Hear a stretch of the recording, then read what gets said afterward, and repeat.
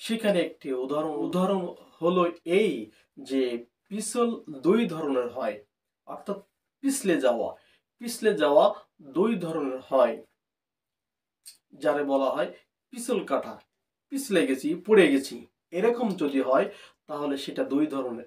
এক, সেটা হলে মানুষ সাবধানে চলাচল করতে যেয়ে সেখানে পা পিছলে যায়, সেটা বলা হয় পিছল কাটা। আর আরেকটি কথা হলো এই, যেটা মানুষ কথা বলতে যেয়ে বলতে বলতে জিহ্বা স্লিপ করে, যেটা জিহ্বা পিছলে যায়, স্লিপ করে। এইভাবে দেখেন, কোনো রোড অথবা সুন্দরভাবে ট্রেন, যার নির্দিষ্ট গন্তব্য দুটো লাইনের উপর দিয়ে যেতে হয়, যদি একটি স্লিপ করে তাহলে পুরো বগিটাই স্লিপ করে পড়ে যায়।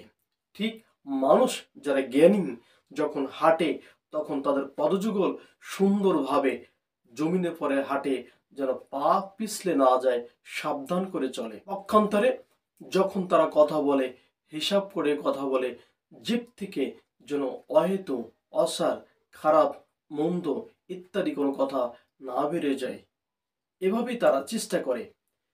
আর এই বিষয়ে আল্লাহ সুবহানাহু ওয়া তাআলা সেখানে ফুরকানের 36 নম্বর আয়াতে আল্লাহ সুবহানাহু ওয়া তাআলা এই দুই পিছল কাটার কথা আল্লাহ তাআলা সেখানে বলছেন।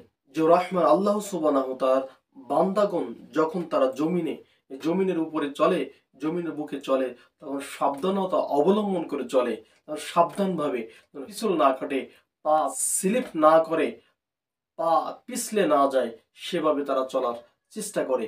পক্ষান্তরে তারা মুখ থেকে সাবধান করে কথা বলে, যেন জিহ্বা স্লিপ না করে। আসুন আমরা এই দুই পিছল কাটা থেকে আমরা বিরত থাকার চেষ্টা করব ইনশাআল্লাহ। আল্লাহ সুবহানাহু ওয়া তাআলা আপনাকে আমাকে সেভাবে চলার তৌফিক দান করুন। আল্লাহুম্মা।